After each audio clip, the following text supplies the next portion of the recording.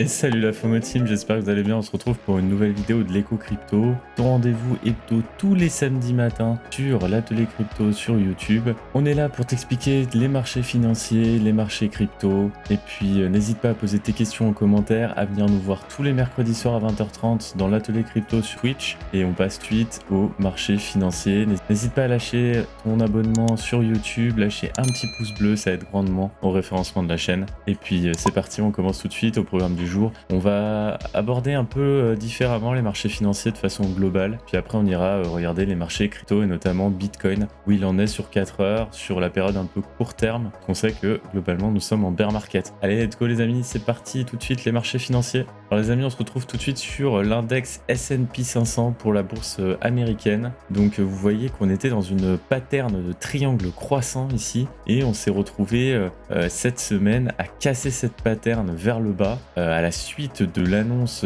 du taux d'inflation aux États-Unis qui a atteint 9,1% les amis. C'est énorme. Le mois dernier, on était à 8,6% et les prévisions américaines de la Réserve fédérale nous annonçaient que l'inflation serait plus basse que ce qu'on avait eu au mois de juin, donc 8,6%. Et non, nous sommes tombés à 9,1% d'inflation. Donc ça a très mal réagi au niveau du marché dans la journée du 13 juillet. On est venu casser directement le 13-14 et puis il y a eu un rachat massif le 14 juillet. On voit qu'il y a une mèche ici qui est bien tombée basse, mais derrière il y a eu un rachat assez important. Donc les acteurs qui, malgré l'inflation et la peur d'avoir des hausses de taux importants par la Réserve fédérale en politique monétaire pour essayer de calmer cette inflation, les acteurs qui n'ont pas forcément envie de s'exposer de plus en plus au dollar, qui risquent avec l'inflation de fortement baisser tout simplement par rapport à des actions ou par rapport à des actifs un peu plus risqués. Est-ce que c'est pas le moment d'aller voir un peu tout ce qui est réserve de valeur? On va essayer de regarder un petit peu rapidement quand on parlera du dollar et du change.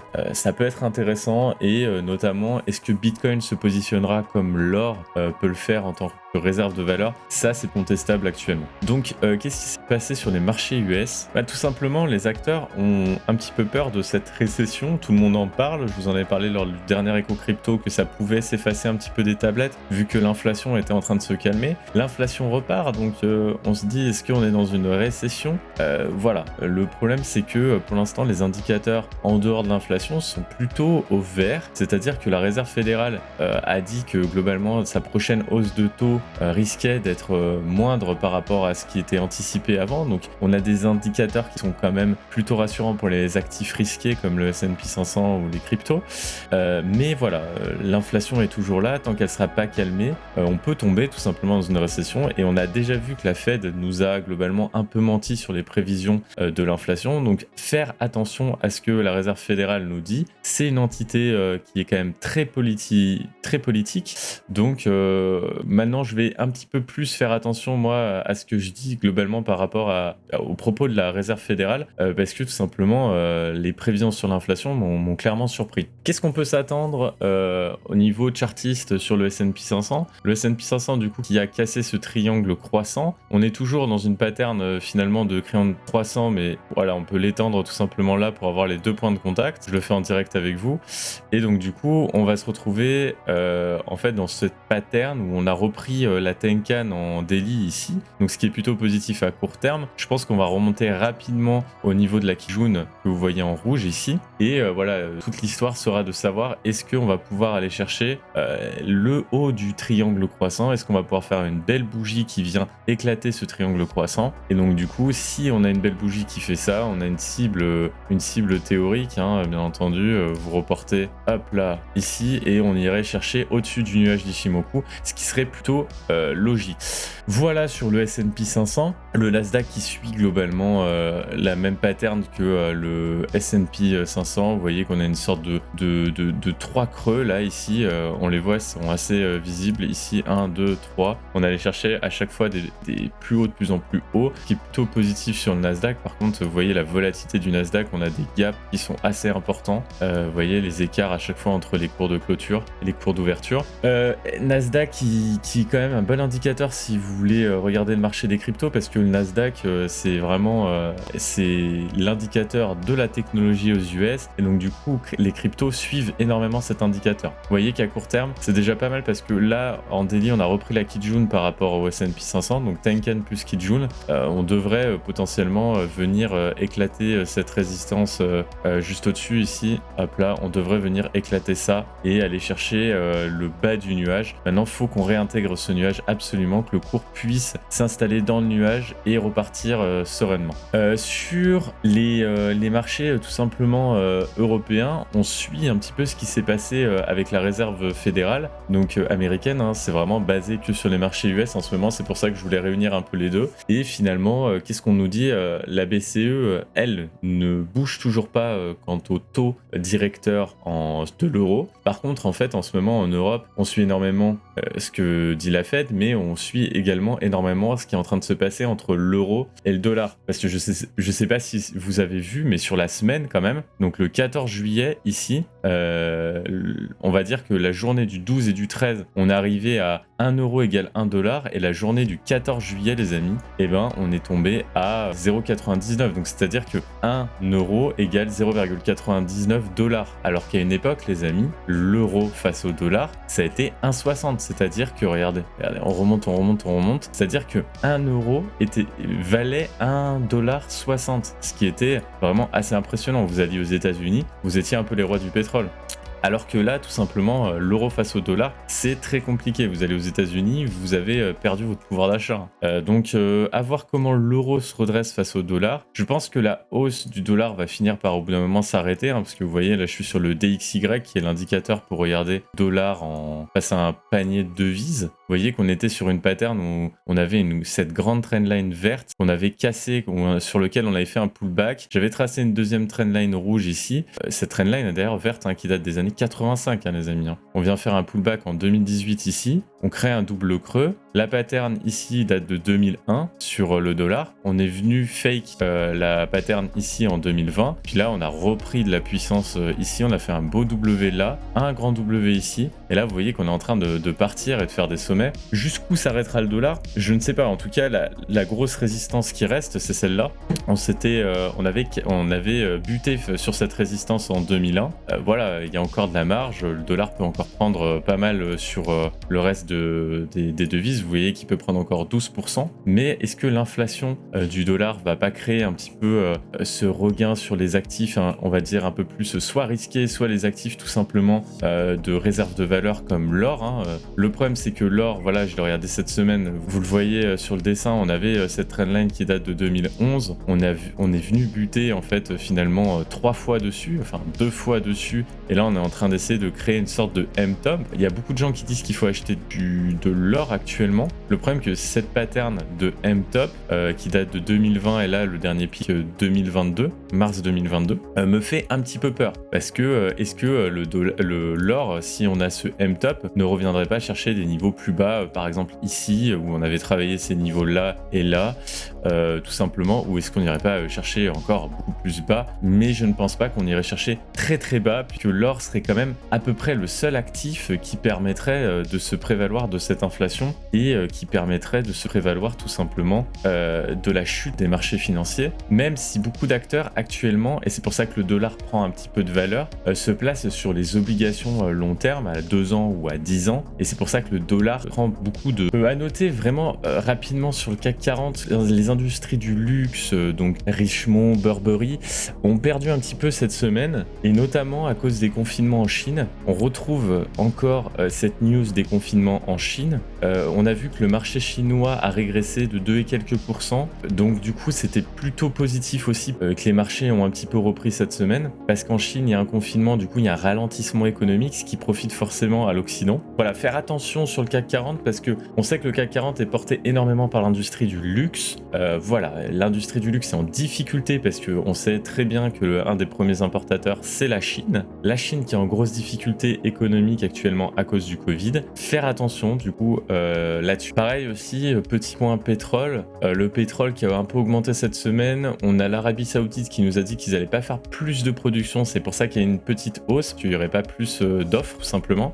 Par contre, vu que les grands du G7 se sont accordés potentiellement à faire une stabilisation du cours du pétrole et en tout cas à mettre la pression pour que le pétrole ne s'envole pas comme on l'a vu dernièrement, voilà, à surveiller, mais je pense que le pétrole, on est arrivé sur un plafond et qu'on va commencer à se dégonfler un petit peu, ce qui pourra potentiellement relancer le pouvoir d'achat des Français et tout simplement le pouvoir d'achat des consommateurs dans le monde. Et c'est potentiellement aussi ça qui est pricé actuellement sur la journée du vendredi avec cette petite hausse des marchés financiers. Voilà les amis, on passe tout de suite aux cryptos. Donc on va aller sur BTC. BTC, je vais vous montrer plusieurs choses. Donc je vais vous montrer là, c'est le contrat perpétuel de Bitcoin. On va se mettre en 4 heures et on va voir qu'il y a deux choses à retenir. Finalement, je vous avais fait des vidéos sur YouTube en short et des vidéos sur TikTok. N'hésitez pas du coup à aller subscribe sur YouTube et aller sur TikTok pour voir ce genre de vidéos de l'atelier crypto. Et du coup, je vous avais dit, on est dans une sorte de triangle de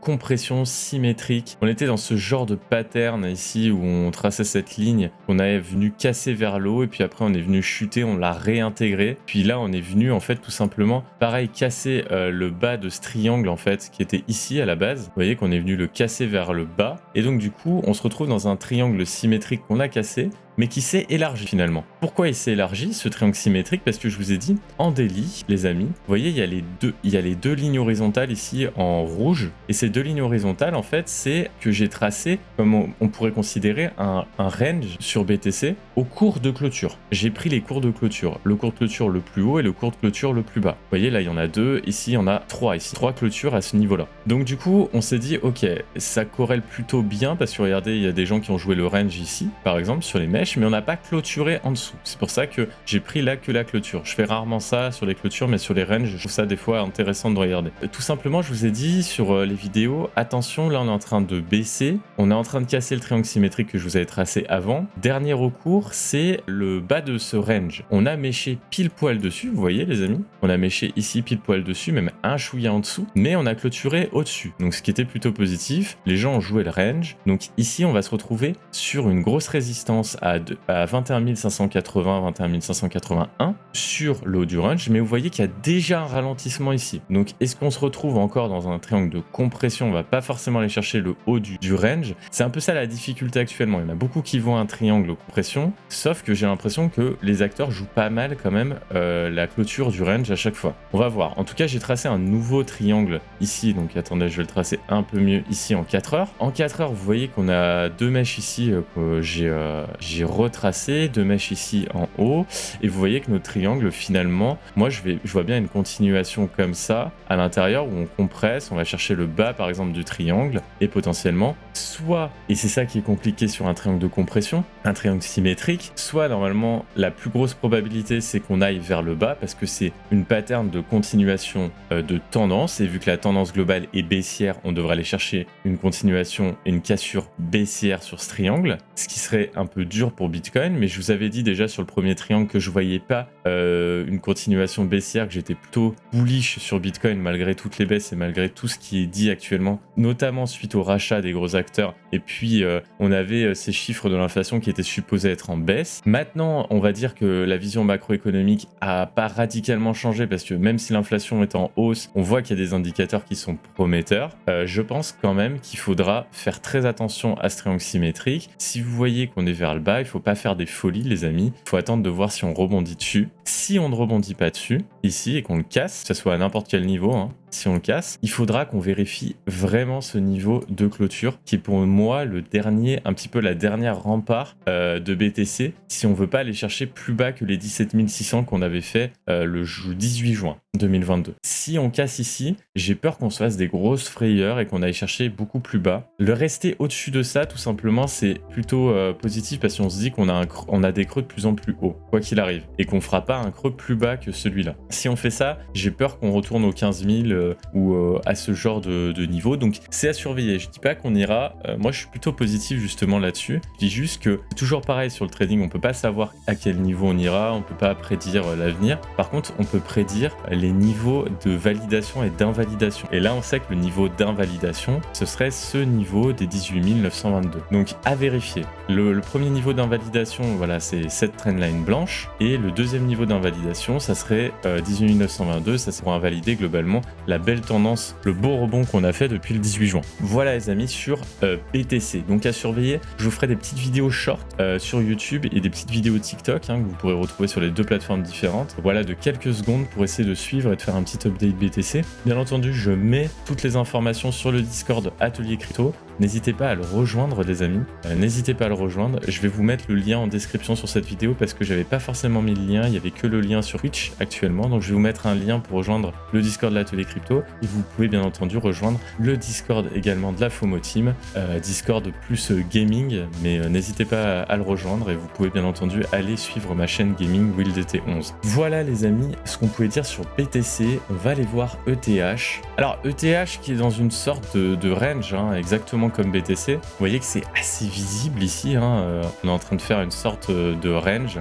Ce sera assez le haut du range qui est plus que visible, cette ligne orange. Jaune c'est niveau hebdo Ishimoku, ligne violette c'est niveau badge, la zone de rechargement des institutionnels. On y garde quand même pour avoir une vision macro, mais globalement voilà, on se situe dans ce range de l'aplatissement Ishimoku, des résistances Ishimoku et surtout un grand range élargi avec un haut de range à 1281 sur Ethereum et un bas de range à 1007. Vous voyez que ça a été quand même assez pricé à chaque fois. La dernière mèche ici du 13 juillet est assez impressionnante. Ça touche pile poil cette zone de rechargement. Donc comment ça va se passer sur ETH? On a toujours ce trading range, mais aussi on a une sorte de triangle croissant, vous voyez, hop là tout simplement. Si j'étends ma résistance, mon haut de range, et que je trace cette ligne, cette trend line où on fait des creux de plus en plus haut, ici un creux là, bon ici c'est à plat on va dire, on est tout simplement dans un triangle croissant et la continuité de ce genre de pattern est normalement de s'extirper vers le haut. Problème, on a déjà fait un top ici, un top ici bien entendu, un top ici, et là on vient de faire un troisième top ici et on n'a pas vraiment clôturé au-dessus de notre résistance. Donc je vois très bien Ethereum, voilà, rebondir peut-être une fois sur Ishimoku comme on a fait ici, remonter un petit peu, peut-être aller chercher plus bas, aller chercher un petit appui et une troisième, voilà, un troisième appui sur la trendline pour valider cette pattern, potentiellement aller chercher un haut de pattern et s'extirper vers le haut. Mais attention, c'est fébrile tant que BTC est fébrile. Et Ethereum quand même a une meilleure configuration à mon sens que BTC, même si là on est en train de rechuter. Voilà, maintenant il faudra vérifier quand même BTC qui a des niveaux importants, notamment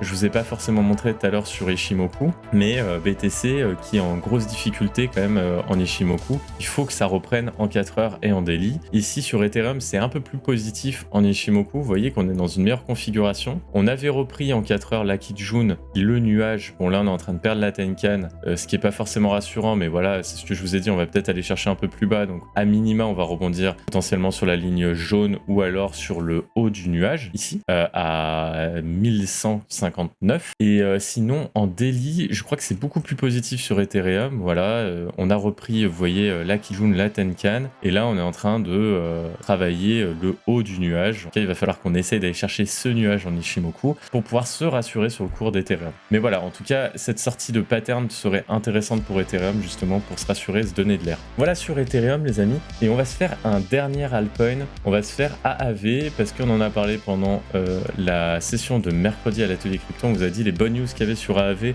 notamment sur son stablecoin les amis, donc n'hésitez pas à revoir l'émission replay, tout est gratuit, tout est libre d'accès, vous pouvez aller la chercher sur Twitch et je remettrai sûrement un replay sur YouTube un peu plus tard, mais j'ai un peu de retard sur ce genre de vidéo parce que j'essaie de vous faire des petits résumés. Sur AAV, vous voyez qu'on était sur un token qui a perdu pas mal de valeur ces derniers temps. depuis le crash crypto. On a sur un token qui avait retracé à 94% à peu près. On est sur un token qui, depuis son plus bas, pouvait aller chercher un potentiel de x15, x16, sur un retour à l'ATH. Ça avait été pas mal rechargé sur la zone de rechargement des instits, ici en violet. Vous voyez que ça a quand même bien respecté à chaque fois. On est venu crasher ici sur le marché des cryptos. On a trouvé un support à 49-48, vous voyez.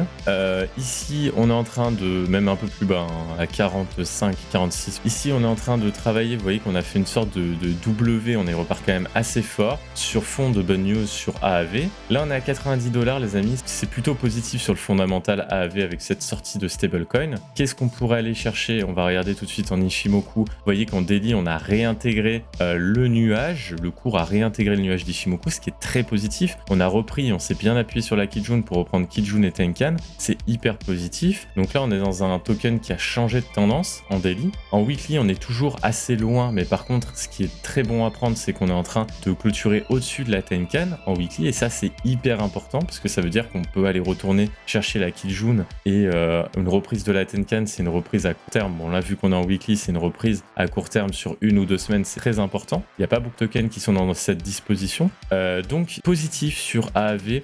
Qu'est-ce qu'on a comme pattern? Pattern assez complexe ici. On est potentiellement sur un double creux ici, sur lequel on a presque fait un pullback. Alors je sais pas, c'est un pullback d'invalidation peut-être. En tout cas là, ce qu'on est en train de faire, c'est des creux de plus en plus hauts. Donc on a une sorte de trendline haussière qui se dessine comme ça, je dirais. Et tout simplement, on va voir si on va avoir des résistances ici, parce que vous voyez qu'on avait une résistance ici. Là, on a une résistance, pareil, ici. Et la dernière résistance est ici. Et ensuite, on peut réintégrer notre zone de rechargement des instits. On va voir si on touche cette résistance à 107 puis à 120. Mais AAVE qui est dans une très bonne disposition, à mon sens. Plutôt positif pour un token qui a été survendu sur un projet très intéressant, qui est un des gros acteurs de la DeFi, un des plus gros acteurs sur Ethereum. Je vous invite fortement à vous renseigner dessus. Et n'hésitez pas à envoyer vos questions sur l'atelier crypto sur le Discord. On y répondra avec plaisir. Il n'y a aucun souci, les amis. Moi ou Teslark, on y répond avec plaisir, ou quelqu'un d'autre de la communauté, il n'y a pas de souci. Voilà les amis, ce que je pouvais vous dire sur les cours. On va conclure comme ça les amis, j'espère que ça vous a plu cette vidéo. N'hésitez pas à nous suivre sur tous les réseaux sociaux, que ce soit Twitter, YouTube, TikTok. Vous pouvez trouver plein de contenus différents. Maintenant il y a même des contenus que Teslark a développés sur les 5 points à retenir pour la blockchain, des contenus un peu plus débutants. Donc n'hésitez pas vraiment à venir nous suivre sur tous les réseaux sociaux. N'hésitez pas à me suivre également sur la chaîne WillDT11, ça me ferait